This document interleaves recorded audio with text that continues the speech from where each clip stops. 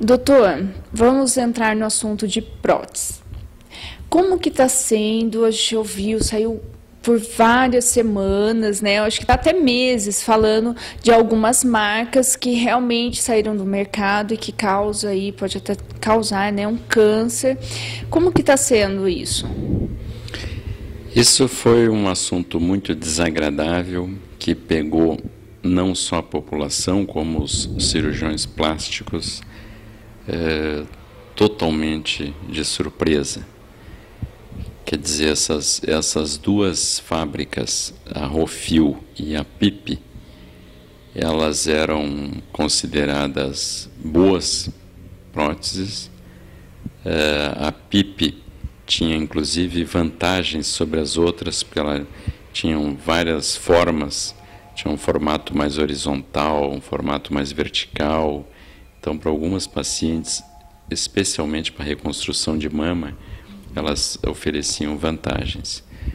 Então, quando se soube que essa prótese já há alguns anos vinha sido preenchida com um gel industrial, um silicone industrial, e não com um gel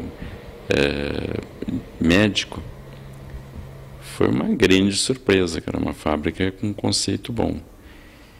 Então, isso aí trouxe um receio de todos os cirurgiões e os pacientes. E criou, inclusive, um problema coletivo, porque todo cirurgião plástico está recebendo ligações de pacientes para saber o que vai fazer, que tipo de prótese ela tem. Então, o que é importante? Primeiro, é o paciente saber que prótese que ele colocou. Então, entrar em contato com o seu cirurgião e perguntar que marca que é a prótese que ele colocou. Em geral, as próteses, elas vêm com um cartão que identifica aquela unidade. E o cirurgião põe o nome do paciente, a data, se é lado direito ou lado esquerdo, assina e entrega para o paciente.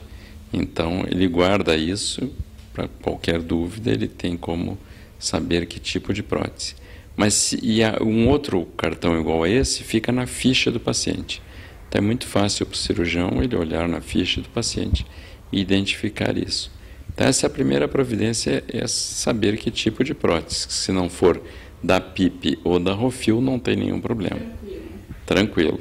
Agora, se for uma dessas, é interessante que o paciente procure o seu cirurgião e troque esse silicone. Quer dizer, coloque um silicone que não tenha o risco de, em caso de rompimento acidental, trazer alguma complicação. Porque não é seguro ele ter um silicone que, se romper, pode trazer uma série de problemas, uma reação inflamatória grande e uma série de outros problemas, né? Doutor, hoje as próteses, ela assim, vem com uma garantia maior de que ela não vai se romper? Como que é, tá? Esse mercado está mais confiável, vamos supor assim? Tudo evolui. E a indústria da prótese de silicone também evoluiu. As próteses de antigamente, elas tinham uma duração de 10 anos. Isso significava o quê? Que um invólucro, aquela capa que revestia o gel de silicone, ele tinha uma determinada espessura. E essa espessura sofre um desgaste com o tempo. E depois de 10 anos, esse desgaste determinava o desaparecimento dele. Então, praticamente ficava só o gel. Então, se recomendava que com 10 anos as próteses fossem trocadas, que é um procedimento muito simples, uma troca de prótese. Isso é feito com anestesia local, sedação, já está aberto o espaço, quer dizer, tira uma, coloca outra, é uma coisa muito simples e rápida. Daí o fabricante, percebendo isso, ele começou a fazer esse invólucro mais espesso. Então, hoje, a gente sabe que essa prótese ela dura mais do que 10 anos, mas ainda nós não temos um tempo de observação para saber se ela dura 20, 25 anos. Então, hoje, a recomendação é que não precisa a troca, porque não se sabe qual é o período que tem que trocar, Então o paciente faz um acompanhamento com o seu cirurgião e, se houver qualquer sintoma diferente, dor, ardência, o cirurgião solicita um ultrassom e vê se ela rompeu ou não. Então, esse aumento da espessura aumentou também a segurança de rompimentos acidentais. Por exemplo, acidente de carro, que o cinto de segurança pega em cima da prótese, que pode causar uma queda de bruço, quer dizer, o paciente cai em cima da cama ou no chão, ela poderia romper, uma batida e tal, são os acidentes que podem determinar o rompimento. Antigamente também, esse gel, ele era mais fluido, então ele poderia, teoricamente, se espalhar pelaquela região, ele poderia eventualmente até entrar na corrente circular sanguínea ou na corrente linfática e se deslocar. Então o fabricante, de uns 10 anos para cá, ele fez esse gel mais coesivo, ele não é mais tão fluido. Então, hoje não existe mais esse risco. Tanto é que, se você pegar uma prótese, passar uma faca, cortar ela, o gel continua na mesma posição, ele não cai. Entende? Então, ele, se romper, ele vai ficar naquela mesma posição. Isso já foi estudado em animais, inclusive, colocando, e não tem esse risco de ele entrar na corrente circulatória. Doutor, e em relação ao tamanho, os formatos de prótese? Basicamente, Mary, existem 2 formatos. A redonda, que é semisférica, você imagina uma bola cortada ao meio, e a anatômica, ou também chamada em forma de gota, ou chamada de perfil natural, que é aquela prótese que ela é menos projetada em cima e mais projetada embaixo. Então, basicamente, nós temos esses 2 formatos. Nesses 2 formatos, nós temos variações quanto à projeção. Então, nós temos a perfil alto, perfil médio, perfil baixo. Quer dizer, perfil alto ela é mais projetada. Sendo mais projetada, ela tem a base mais estreita. Então, isso nas duas, tanto na redonda quanto na perfil natural. Então, depende a indicação, primeiro, da vontade do paciente. A redonda fica mais artificial, não fica tão natural. Mas tem pacientes que gostam muito, eles querem uma coisa que apareça, que colocou silicone.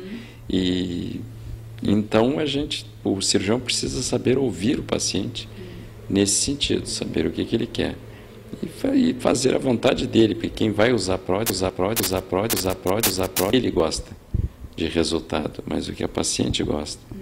Então é importante ele saber bem, mas ele tem que explicar bem para o paciente todos esses aspectos para que o paciente não se arrependa depois. E analisar o tipo de tórax também.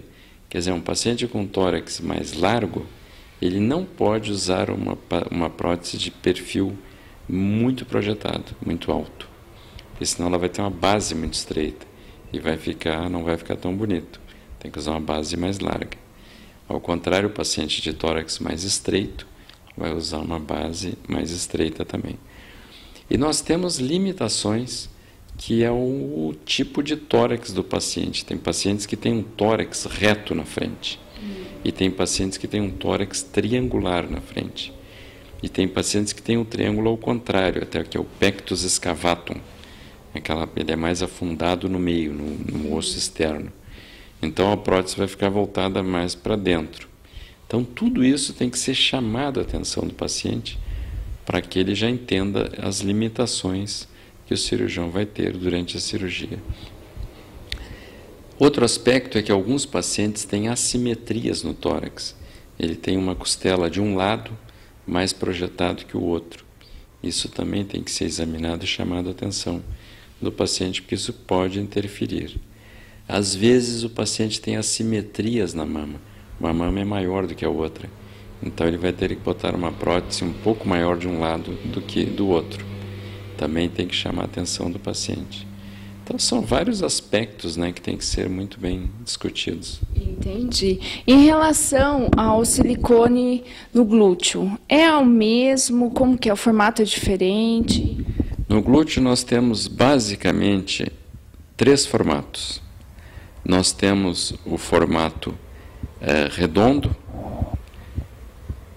nós temos o formato elíptico e o formato em diamante, que ele é mais volumoso na parte central e menos na lateral. Então, novamente, vai depender da anatomia do paciente. Se ele é um paciente mais baixo, com um quadril mais largo, a indicação é pelo elíptico ou por esse em diamante, dependendo da forma do glúteo. Se ele é mais alto, com um quadril mais estreito, o redondo vai ficar muito bom. E é uma cirurgia demorada? Como que é, doutor? Não, nenhuma das duas é demorada. A da mama é feita com anestesia, em geral é feita com anestesia local e sedação, e o paciente recebe alta no mesmo dia ou no outro dia de manhã, dependendo do horário também que opera e dependendo a resposta do paciente aos sedativos. Tem pacientes que 3, 4 horas depois estão super acordados e outros não, outros dormem o tempo todo, são mais sensíveis aos sedativos. Então esses vão ter alta no outro dia. E o silicone do glúteo não, esse tem que passar uma noite internado com sedativos, ele dói mais, porque o silicone é colocado dentro do músculo. Antigamente era colocado embaixo do músculo glúteo maior, hoje ele é colocado dentro do músculo. Se percebeu que fica bem melhor e é mais seguro quanto à lesão do nervo ciático, que fica embaixo do músculo glúteo. Então hoje se coloca no meio do músculo, um músculo bastante espesso, então ele é colocado no meio do músculo. Isso causa uma certa dor, essa distensão do músculo, e pode demorar algumas semanas. Então o paciente tem que tomar analgésicos e a mesma coisa, dormir ou de barriga para baixo ou dormir num colchão furado para que não tenha uma compressão, para que não tenha dor, né? Quanto tempo, então, assim, de melhora, assim, tanto na parte, para a pessoa ficar já livre, contente da vida? Não, contente da vida já vai ficar, né? Em relação às mamas e o glúteo. As mamas, eu diria que em 15 dias o paciente está plenamente recuperado, inclusive dirigindo, retomando sua vida normal. A cirurgia do glúteo é um pouco mais demorada, varia de paciente para paciente, mas em média eu diria que 30 dias depois ele está recuperado. Doutor, tem a última pergunta aqui, é de uma telespectadora, tá? Alguns cirurgiões indicam a colocação da prótese de silicone atrás dos músculos dos seios, e outros não. Como saber a melhor opção? Essa é uma discussão antiga e ainda controvertida. Tem cirurgiões que só colocam atrás do músculo peitoral maior, porque eles acham que a prótese fica mais protegida, eles acham que uma detecção de nódulos de mama é mais fácil se ela ficar atrás do músculo, que a mama fica mais livre para frente. Mas existe uma grande controvérsia, tanto do ponto de vista de diagnóstico de nódulos de mama, porque vários radiologistas acham que tanto faz colocar atrás do músculo ou na frente do músculo, que eles conseguem, com bons aparelhos, e desde que o radiologista tenha experiência em mama, ele consegue ver esses nódulos em qualquer uma das opções. Agora, tem uma limitação que é o volume do parênquima mamário, o volume da glândula mamária. Se a paciente tem muito pouca glândula mamária, o cirurgião deve colocar atrás do músculo, porque se ele colocar atrás da glândula, o silicone vai ficar muito visível a porção superior dele, vai ficar um degrau na porção superior, que fica visível e fica feio. Então o músculo ele ajuda a cobrir essa transição sem silicone e com silicone na parte alta da mama. Então isso é interessante. Agora, atrás do músculo tem um inconveniente, que o músculo ele achata um pouco a mama. Então o resultado estético não é o mesmo do que colocar na frente do músculo. Então isso tem que ser avaliado, a espessura da glândula mamária. E depende também de cada cirurgião, da experiência de cada um, da paciente, tudo isso aí tem que ser discutido com o paciente. Entendi. Bom, finalizando, acho que é uma dúvida de várias mulheres, o silicone atrapalha na amamentação? O silicone não atrapalha na amamentação, isso já está provado. O silicone não traz nenhum problema na amamentação, porque ele é colocado atrás da glândula mamária ou atrás do músculo, então a glândula fica completamente livre e as pacientes amamentam normalmente. Então, tá aí, adorei a nossa entrevista, espero poder trazer você novamente ao programa para trazer as novidades, porque eu sei que você estava rodando aí de férias, fazendo várias palestras, dando várias palestras. Traz novidades mais para o programa? Lógico, Mary, estou à inteira disposição. Você sabe que é um prazer muito grande participar do seu programa, amiga. Você é muito simpática, é uma ótima entrevistadora. Essa TV Serrana, eu acho que é um orgulho para a nossa cidade, ter uma TV local que divulgue as pessoas de Botucatu, as coisas que nós temos nessa cidade. O Lanhoso está de parabéns de ter criado essa televisão em Botucatu e tocado ela dessa forma empresarial que ele consegue tocar. Vocês estão todos de parabéns, é um prazer imenso participar do teu programa. Então, ó, pessoal de casa, vou mais uma entrevista aqui com ele, com certeza, tá? Porque tem várias novidades. Esse mundo de cirurgias plásticas é imenso, né? São várias coisas e com certeza o Dr. Fausto estará aqui novamente no programa Amiga. Bom, foi um prazer e conto com você em outras matérias, ok? Com certeza, Mary. Estou à inteira disposição. Muito obrigado. Vamos fazer o seguinte, a gente vai a um rápido intervalo e eu volto daqui a pouco com mais programa Amiga.